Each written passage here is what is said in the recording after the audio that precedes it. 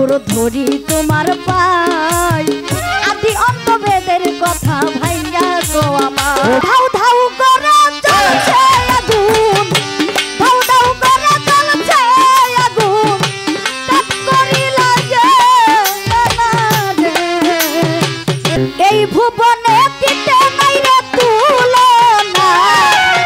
আপনারা সবাই আছেন ঠিকঠাক? আছি। যাক আলহামদুলিল্লাহ, আপনারা ঠিক থাকলে আমরাও ঠিক। আজকে অনেক সুন্দর করে আমাদের কমিটির ভাই যারা অনেক সুন্দর করে একটি ধারা দিয়েছে আমাদের মাঝে।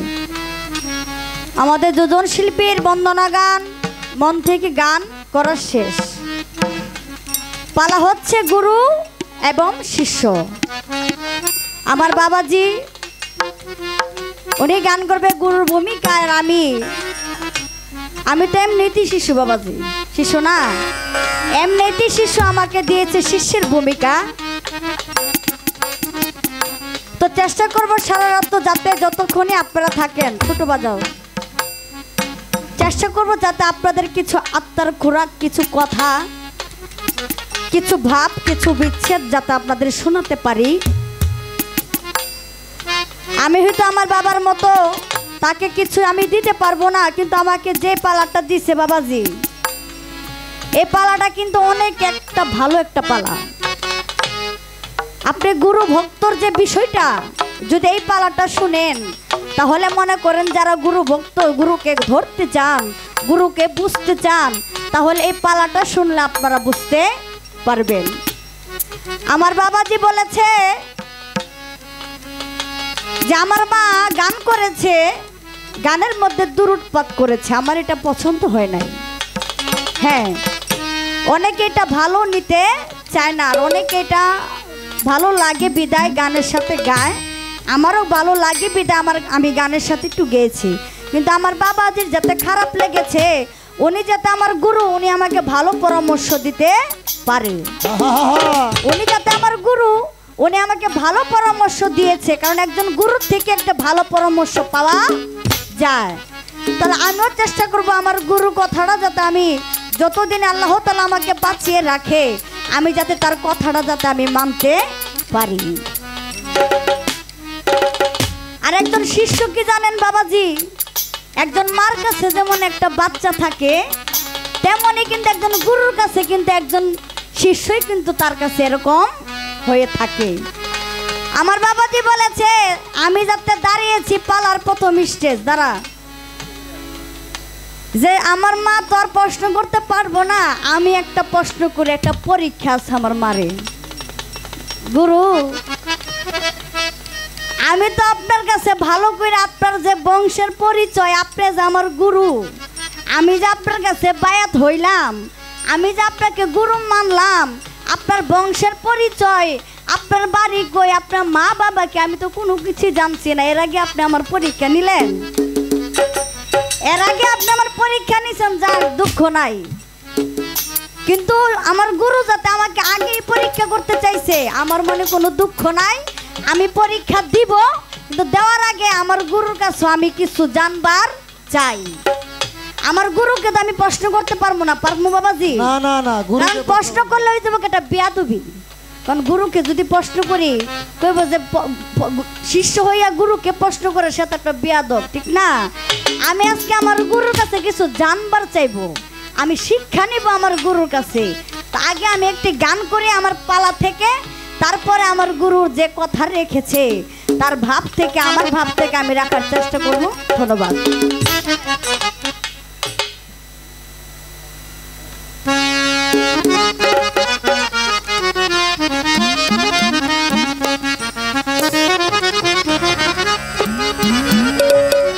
আর আপনারা যারাই আছেন গানের মধ্যে কেউ উঠা বসা করবেন না, গান ভালো লাগবে না, গানের সময় কেউ উঠা বসা করবে না, গান ভালো, গানের পরে চলে যাবেন। গানের মধ্যে উঠা বসা করলে শিল্পীর মন মানসিকতা নষ্ট হয়ে যায়।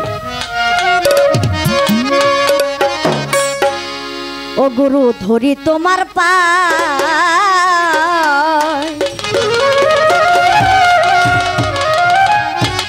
ওই আদি অন্তবেদের কথা ভাই ভাঙ্গা কো আমার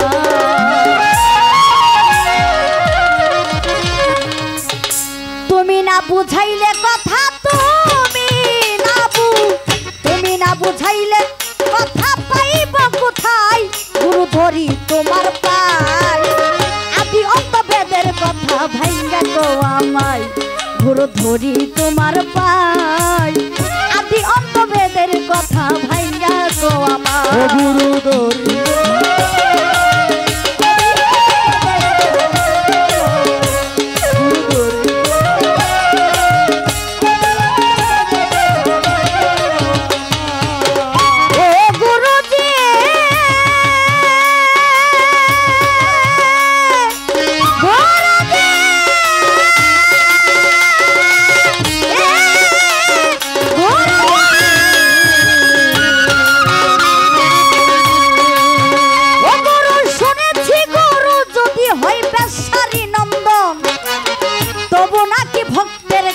পতিত পাবো শুনেছি গুরু যদি হইবে সারি নন্দ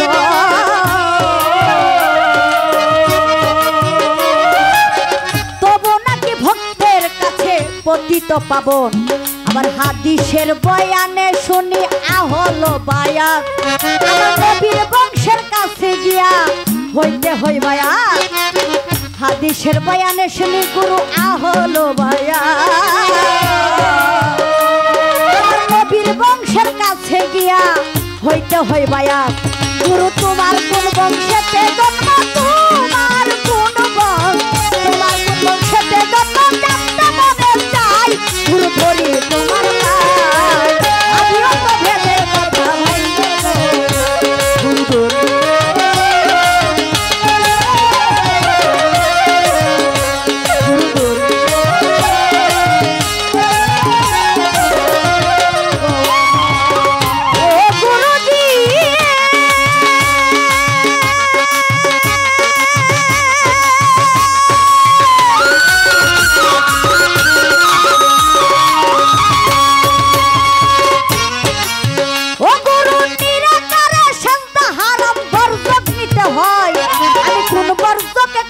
সাজদা করে দৌড়ি নয় নিরাকারে সাজদা হারাম বর্জক নিতে হয় কোন বর্জকে করব সাজদা করে দৌড়ি নয় যদি বলো করতে সাজদা মানুষ গুরুর পায় একজন মানুষ কি মানুষের পায়ে সাজদা করা যায় যদি বলো করতে সাজদা এই মানুষ গুরুর পায় একজন মানুষ কি মানুষের পায়ে সাজদা করা যায় ওরে কে কবে করেছে সাজদা কে কোন দিন কে করেছে সাজদা মুহাম্মাদের পায় গুরু ধরি তোমার পায় আমি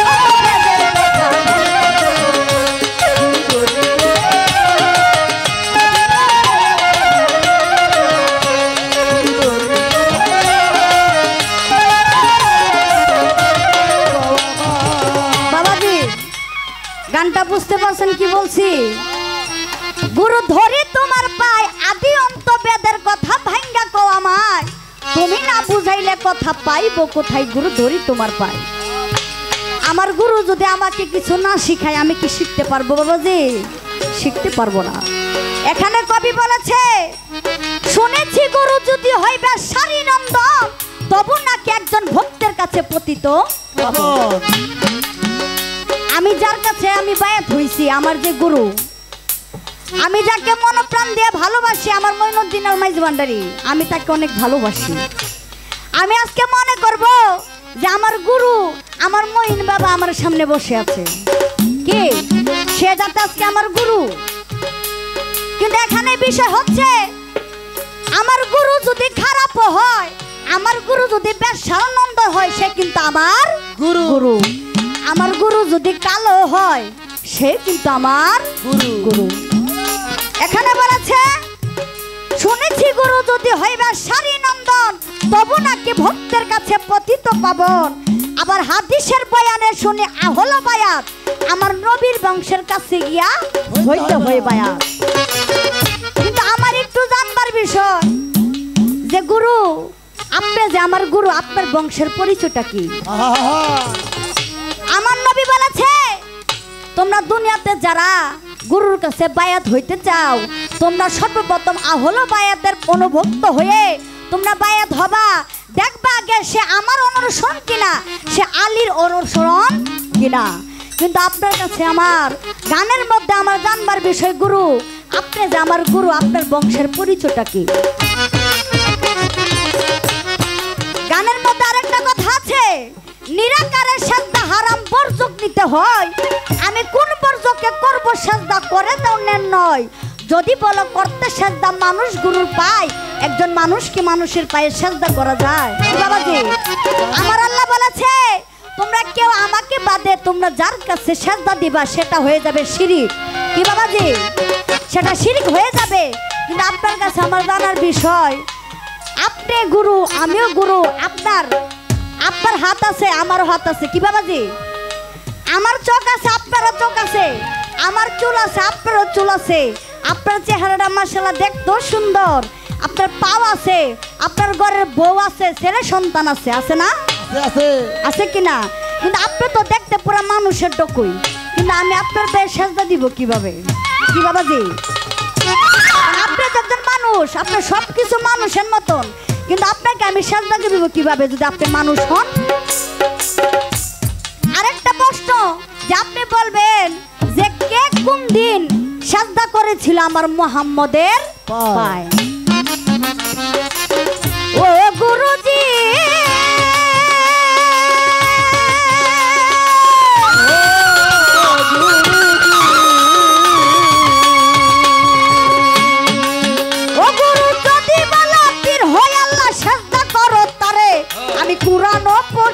দেখলাম এক ক্লাসের ভিতরে, যদি বলো পীর হই আল্লাহ সাজদা করো তারে, আমি কুরআন পড়িয়া দেখছি এক ক্লাসের ভিতরে।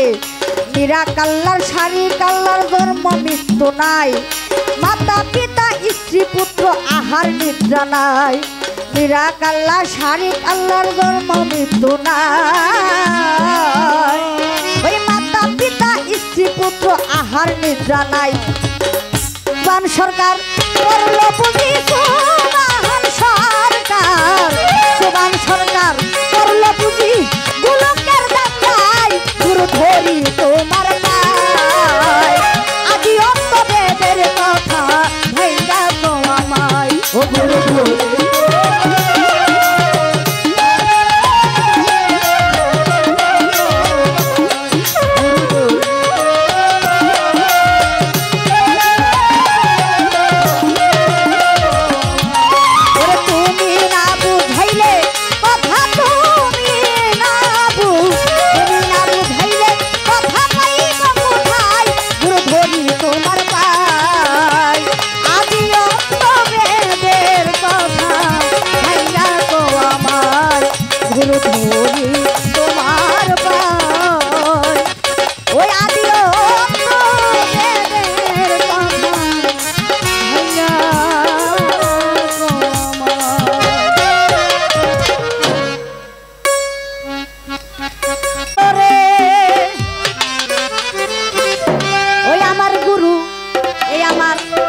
আগুন তো নিবে না,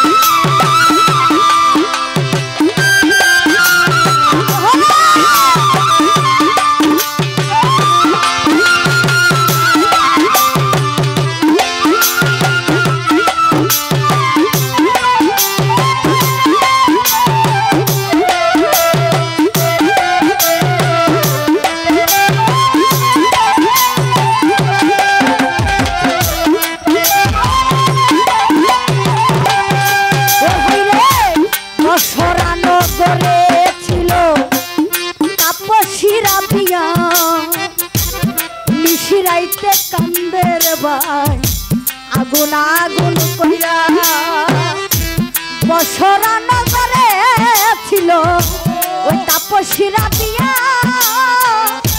নিশিরাইতে কান্দের ভাই আগুন আগুন কইরা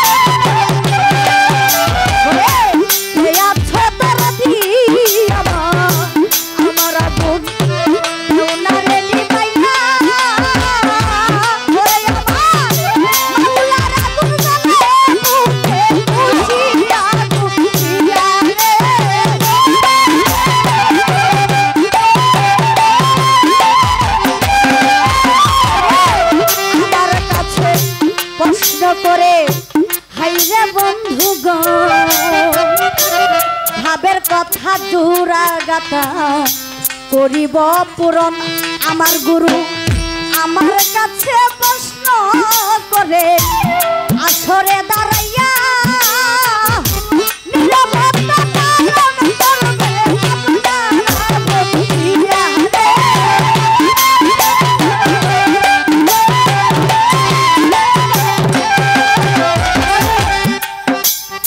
সকলে রাবিয়া বর্ষী ঘটনা শুনছেন না? বসরা নগরে ছিল তাপসী রাবিয়া নিশিরাইতে কান্দেরে ভাই আগুন আগুন কইয়া। রাবিয়া বর্ষী যখন ঘরের ভিতরে থেকে কান্নাকাটি করে বাবা যে প্রতিদিন, আপনারা বিরক্ত হবেন, 2 মিনিট বিরক্ত করব, ঘটনাটা একটু বলি, কারণ গুরু শিষ্য পালা যাতে দিছে একটু ঘটনা না বললে কিন্তু ভালো লাগে না, ছোট করে বলবো। রাবিয়া বর্ষী যখন ঘরের ভিতরে নিশিরাতে কান্দে এমন করতে করতে বাবা যে 1 মাস আশেপাশের মানুষ যারা আছে তাদেরকে ঘুমাইতে দেয় না। তখন আশেপাশের মানুষ ওখানকার যারা বিচার করে তাদেরকে ডাক দিয়া বলে, এ সর্দার আপনি আজকে বিচার করতে হবে রাবিয়া বর্ষীর, না হলে আমরা এলাকার ভিতরে কেউ থাকবো না। রাবিয়া বর্ষীর কান্নাকাটি শুনে আমরা ঘুমাইতে পারি না, সে আমাদের জ্বালা যন্ত্রণা করে। তখন সে কি করলো, গ্রামের সব লোক গিয়া ওই যিনি সর্দার তাকে নিয়ে রাবিয়া বর্ষীর ঘরের ভিতরে গেল, গিয়া বলে, শোনো শোনো রাবিয়া, ও তুমি শোনো মন দিয়া, তুমি কেন প্রতি রাতে ঘুম দাও হারাম কইরা রে।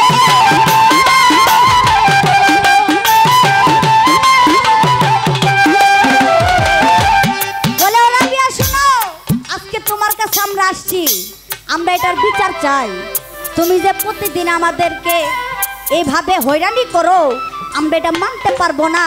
আজকে আমরা জানতে চাই তুমি কিসের জন্য, কি অভাবের জন্য তুমি এভাবে কান্নাকাটি করে। তখন রাবিয়া বলে, শোনো শোনো তোরি শোনো মন দিয়া, আমার মাওলার আগুন জ্বলে বুকে ঘুষিয়া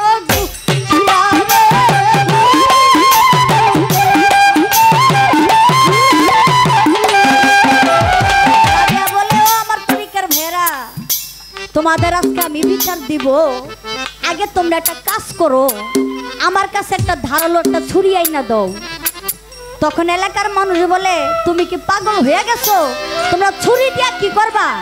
আরে ভাই একটা ছুরি আগে আমার কাছে আইনা দাও, তোমরা যদি প্রমাণ দেখতে চাও যে আমি কেন কান্নাকাটি করি। তখন রাবিয়া বর্ষীর কাছে একটা ধারালো ছুরি আইনা দিল। ছুরি আইনা দেওয়ার পরে রাবিয়া বর্ষী যখন হাতের মধ্যে ফুঁচ দিল, দেওয়ার পরে সাথে সাথে দেখে রাবিয়ার শরীর থেকে বের হইতেছে পুরা ছালি। তখন এলাকার মানুষ আশ্চর্য হইয়া 2 চোখের পানি ছেড়ে দেয়, দিয়া বলে, ও রাবিয়া আমাদের হাত কাটলে হয় রক্ত বের হয়, তোমার শরীর থেকে বের হইতেছে পুরা ছালি। তখন রাবিয়া বলে, যে ও তরিকার ভাই আমি যে প্রতি রাত্রে কান্না করি, কেন কান্না করি জানো? কারণ আমার মাওলার প্রেমে তো আমি পাগল হয়ে গেছি। আমার মাওলার ছাড়া আমি কোনো কিছু দেখি না, আমার মাওলার আমি দেখতে পারি না বিদায় আমার ভিতরে যা কিছু ছিল সব কিছু আমি পুরে ছাই বানায়া দেখছেন বাবাজি। একজন গুরু ভক্তের ভালোবাসা কতটুকু, এমন ভালোবাসা দুনিয়াতে আছে নাই। আমি হয়তো আমার বাবাজি রে, আমার গুরুকে আমি এমন কিছু দিতে পারবো না, কিন্তু আমার একটা জিনিস দেওয়ার আছে, আমার একটা জিনিস দেওয়ার আছে, আমি এটা দিতে চাই। আমি তার প্রশ্নের পরীক্ষাটা পরে দিব, আগে আমি আমার বাবাজিকে একটা জিনিস দিয়া নেই, তারপরে আমার পরীক্ষাটা দেওয়া যাবে।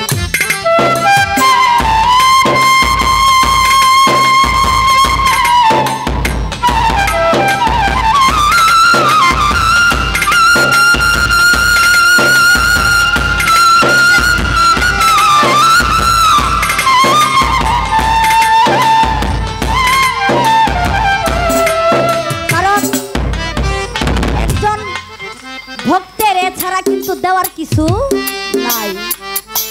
কারণ আজকে আমার জীবন যৌবন যা আছে, আমার যা আছে আমি কিন্তু সব আমার গুরুকে দিয়ে দিচ্ছি। আমার বলতে কিন্তু বাবাজি কোনো কিছুই নাই। আমি যে আমার বাবাজিকে, আমার গুরুকে যে খুশি করার মতো কিছু দিব, আমার তো সাধ্য নাই। কিন্তু আমার গুরু যদি এতটুকু পেয়ে যদি আমাকে তার মনের মতো করে নেয়, তাহলে আমার জীবন ধন্য হয়ে যাবে। আমার গুরু বলেছে যে আমার শিষ্যর কাছে একটু জানবার বিষয়, যে এমন এক ভক্ত ছিল সে এখন পর্যন্ত গুরুকে ভক্তি দিয়ে আছে। আমি যতটুকু জানি এটা হচ্ছে একটা সনাতন ধর্মের কথা। হনুমান যখন শ্রীরামচন্দ্রকে ভক্তি দিয়েছিল, এখন পর্যন্ত সে ভক্তি দিয়ে আছে। আমি এতটুকু বলতে পারি এটা হচ্ছে সনাতন ধর্মের কথা বাবাজি।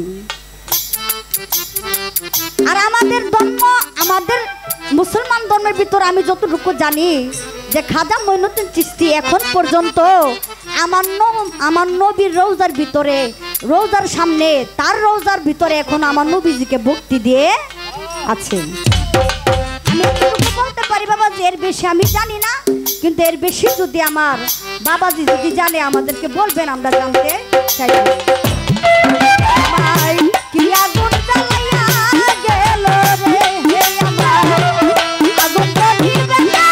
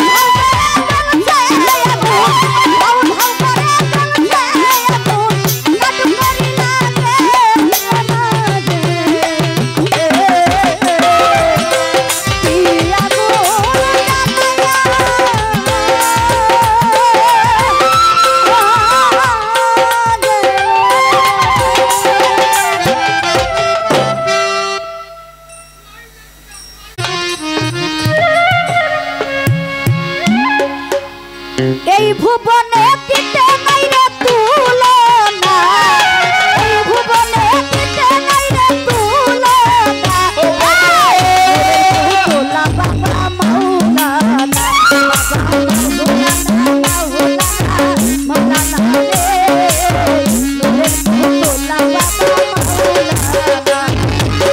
ভুবনে দিতে নাই রে তুলনা।